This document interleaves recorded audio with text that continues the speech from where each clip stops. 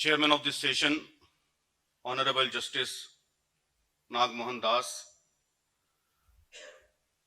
Keynote Speaker, Mr. Akar Patel, Mr. M.F. Pasha, Dr. Taha Mateen, and the distinguished audience, ladies and gentlemen. This is an honor and privilege for me to be part of this august gathering. And I feel very fortunate to have listened to this enlightening speech of Mr. Akar Patel. We have assembled here at a very crucial juncture of our history. And as Mr. Akar Patel has enlightened us that the situation is very alarming, and it is duty of every sensible citizen to take notice of it. Democracy is the fundamental value of our constitution. And we, India, is a multicultural, multi-ethnic society. And democracy for us is more important than anybody else, any other country. It is necessary for our survival. And people of India have always taken pride in being world's biggest democracy. Democracy is not just elections. It is mainly a set of certain values and certain principles, many individual rights, separation of power, inclusiveness, free institutions, so on and so forth. All these values, they have been very beautifully and very precisely defined in our constitution. Erosion of these democratic values, I think it's a big challenge. And Mr. M.F. Pasha and Mr. Akar Patel both have briefed us about the happenings that indicate this fast erosion. Year after year and report after report, we are being accused of allowing serious compromises on democratic and moral principles. I would quote some very important reports. This year, Freedom House has downgraded India from a free democracy to a partially free democracy. Sweden-based VDM has said that India has become an electoral autocracy. The Economist has put us at 53rd position in democratic ranking, much behind countries like South Africa and Argentina and Colombia, such kind of third world countries, and termed our democracy as flawed. People can raise questions about the methodology of the reports and even the intentions behind, but the evident facts, daily happenings, and ground realities that we all are witnessing on daily basis, they cannot be denied. And unfortunately, all these realities support these findings of these reports. They call for serious introspection. In February this year, already many important incidents and data has been put forth by Akar Patel. Mr. Akar Patel, I would add a few more things. In February this year, an RTI reply revealed that 58 habeas corpus petitions were pending in just Supreme Court. In High Courts, we don't know how many such petitions are there. Maybe the Honorable Chairman of this session may enlighten us, But this report says that 58 petitions they are pending in Supreme Court alone. Some petitions they are pending since 2005. By law, such petitions are to be resolved within 15 days. In past 7 years, there have been more than 700 cases of internet shutdown. Attacks on journalists have become a routine. Recent Tripura incident is a testimony to the nadir of violation of freedom of speech. FIRs were registered against several Twitter users just because they had raised certain law and order issue and criticized the handling of the situation by the state government. Data suggests that the filing of sedition cases has become very frequent since 2014. There has also been a spike in cases under Unlawful Activities Prevention Act, UAPA. These cases remain unresolved, with the accused often stranded in custody for years. The enthusiasm and frequency with which bail applications are being denied, particularly in cases involving political opponents, is something which every newspaper reader notices. The draconian laws have become a weapon to silence any dissenting voice. The case of anti-CA activists who are languishing in jails for over 20 months now under sedition and UAPA and other draconian laws is a living example of how political opposition is being handled. In a recent seminar, 4 former Supreme Court judges have strongly voiced their dissatisfaction over gross misuse of laws by government. They have rightly pointed that through such laws, judicial process itself has become a punishment. Judicial process itself has become a punishment, and that UAPA has failed us on both counts, the national security and the constitutional freedom. So I feel freedom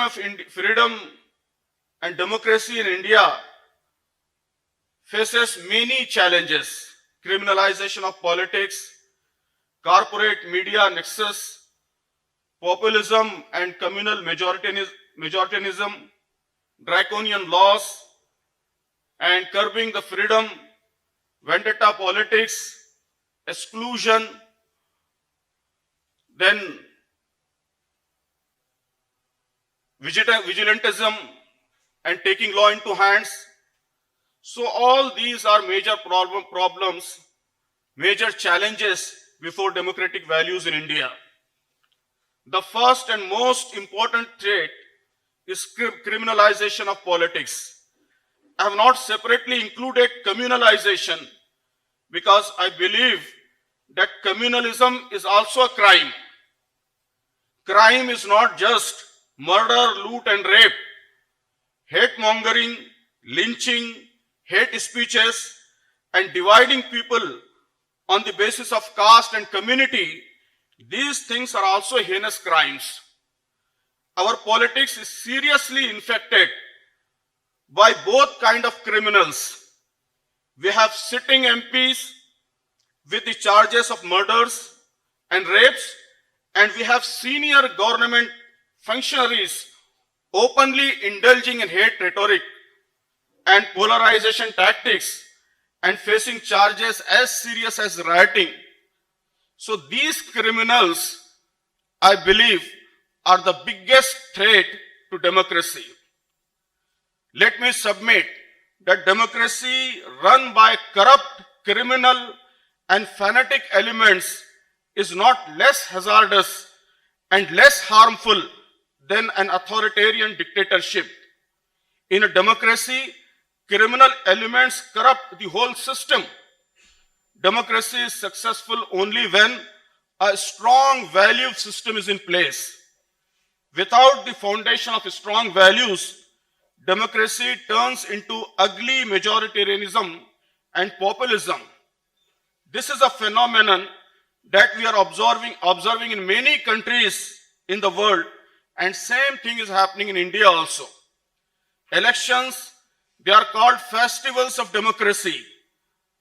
But in many parts of our country, elections bring fear and anxiety in many sections of our society, because from hate speeches to riots, communal and caste violence, murders, loots, rapes, every heinous thing starts happening during elections.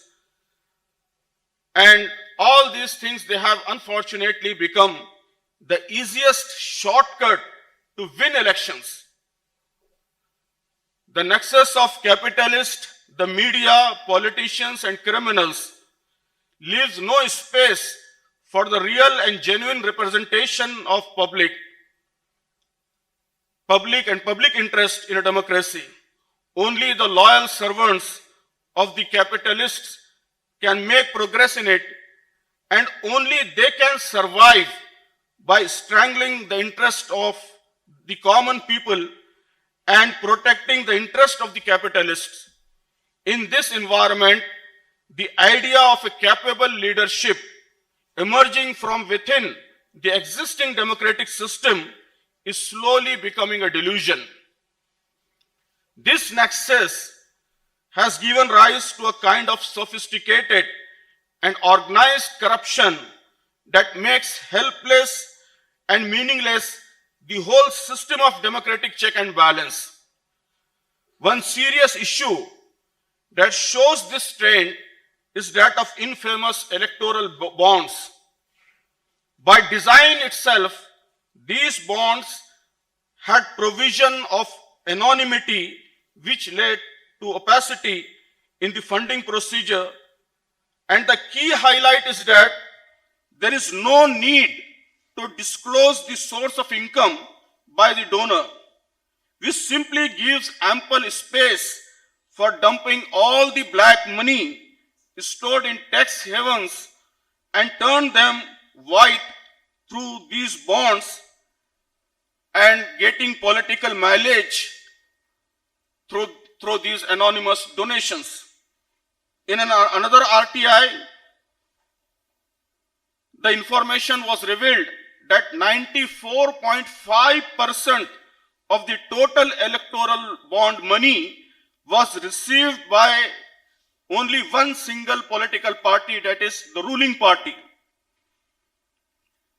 So this itself is sufficient enough to give rise that in many countries, shrewd and cunning politicians, they started acquiring power, they gained rapid popularity and mesmerized people through their rhetoric, populist slogans and actions. They paralyze the consciousness of voters through their charisma and lies, propaganda and deception, and later became their masters. They then seize all their basic rights and carry out severe oppression and exploitation. So I think same thing is happening here in our country also. Freedom of speech, freedom of expression, and a climate that is conducive to debate and discussion is what constitutes the spirit of democracy. Without this, democracy is meaningless. Not only that, but they also make up the basic need of every civilized society. Without this freedom, not only do individuals suffocate, but the development of society as a whole stops. Academic development comes to a halt. There is no room for new ideas. The search for truth comes to an end. And in a way, society becomes stunted. Amartya Sen has rightly said in his famous book, Development as Freedom, that freedom of thought and freedom of expression is both the basic goal and the most important means of development.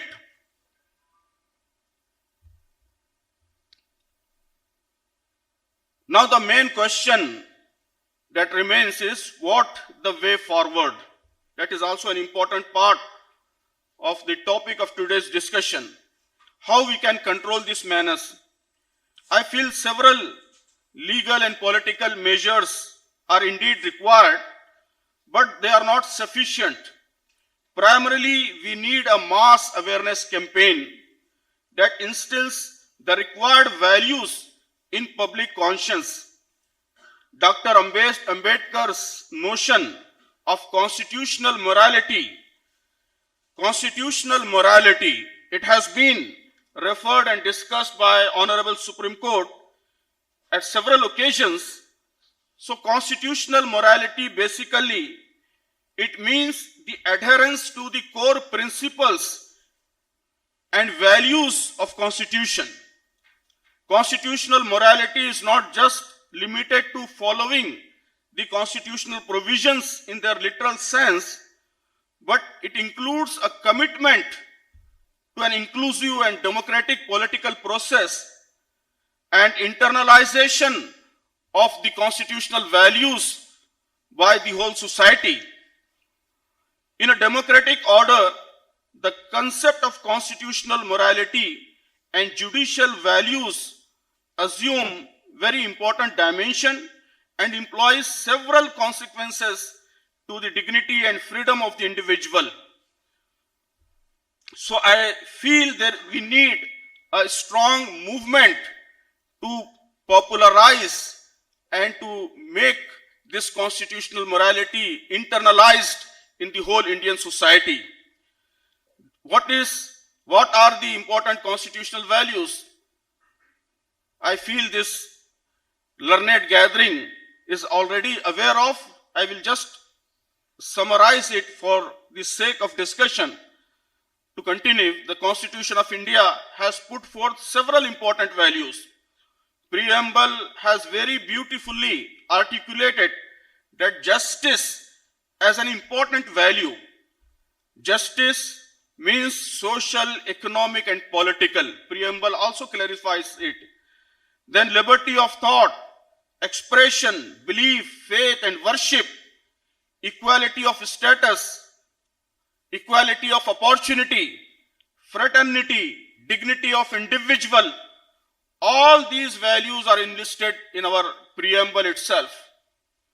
Then comes part 3, Article 12 to 35, where many individual rights are beautifully summarized. Then in part 4, where directive principles for a state are mentioned, many important things are mentioned that can be taken as constitutional values. Article 38, it says that a state should function as a welfare state, and it should try to achieve maximum possible equality and try to make an end to inequality. Article 50, that talks about separation of judiciary and executive. Article 51, that talks about the role that Indian state is required to play or expected to play for international peace. Then comes part 4A, where fundamental duties are mentioned. It is stipulated that to promote harmony and the spirit of common brotherhood among all people of India, transcending religious, linguistic, and regional or sectional diversities, to renounce practices derogatory to the dignity of women. All these things will be the duties of Indian state and also the citizens of India. So one can easily see and feel that we are how fast drifting far apart from these constitutional values and this constitutional vision, and the way our politics is being run has no basis in constitutional morality. So a real freedom, democracy can be achieved only when these values are truly internalized, and political culture, which in last 7 decades and more specifically in last 7 years, which has gradually eroded all these values from public memory and public conscience. So we need to bring it back and make it alive in real terms. Constitution and constitutional values have become just folklore and legends. They are no longer the bedrock of our political system. Populism and obscene majoritarianism have become shortcut of winning elections only because that is how voters' minds have been gradually molded. Corruption starts when a voter agrees to accept a few hundred rupees or a bottle of wine or even the vehicle fare from the candidate for casting his vote. Communalization starts when a citizen is made to raise hate slogan in a political rally.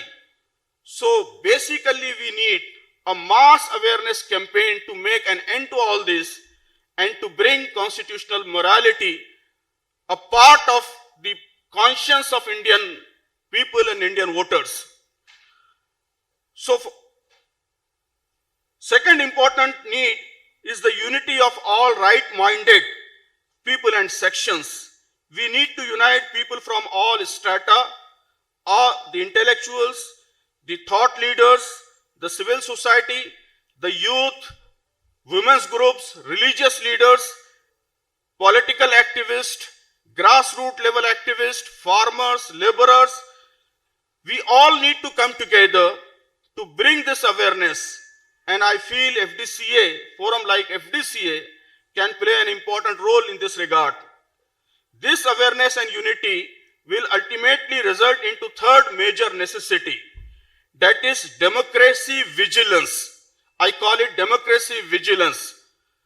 Democratic values can be restored only when democracy vigilance and citizens' rights vigilance, this will become stronger than so-called cow vigilantism and love vigilantism and caste vigilantism. Arguably, for a citizen, one of the important expressions of right to freedom is to become politically vigilant, not so much for self-interest, but for the collective interest of protecting India's democratic ethos. Political vigilance, therefore, is all about keeping rulers in tune with democracy that will enable citizens to lead a life without unreasonable constraints. Restoration of democracy needs some major political and legal reforms as well. In this distinguished gathering, I would like to submit a few suggestions in that regard also. Police reforms and making police and investigation and prosecution process free from political clutches. It has become an emergency need now. Making bureaucracy politically neutral is also required. Power corrupts and ultimate power corrupts ultimately. Absolute power corrupts absolutely. So the separation of power and decentralization of power is an important constitutional value. Unfortunately, the legal and institutional provisions that we have today, they are not fully in line with this constitutional value. The recent happenings prove how conveniently a powerful ruler can take control of all institutions, including the institution of judiciary. Judicial reforms are discussed and debated everywhere. Senior judges and even Chief Justice, former Chief Justices, they have raised this issue several times in public fora, but no sincere progress is seen on all these issues. Reform should also aim at serious rethinking on our electoral system. Apart from these several electoral reforms that have been in discussion, I feel we need to reconsider the suitability of our first past the post electoral system. This system with stiff competition around the margin is a major source of corrupt practices and divisive politics and populist politics. This system of plurality voting can be suitable for unicultural and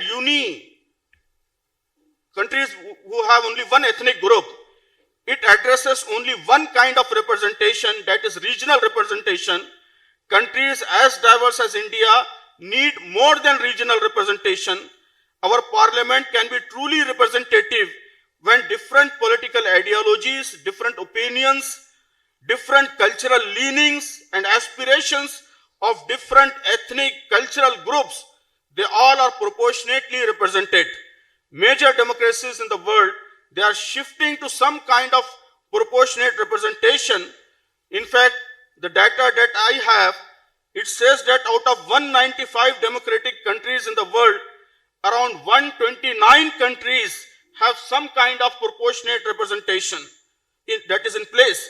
So it is time we thought over it and find the ways to reduce the chances of divisive politics by legally providing the space of maximum possible fulfillment of aspirations of every group that exists in India. So these are a few suggestions. We can think about many. I feel the current turmoil will ultimately result into major reforms in India. It is high time a strong movement for such reforms is initiated.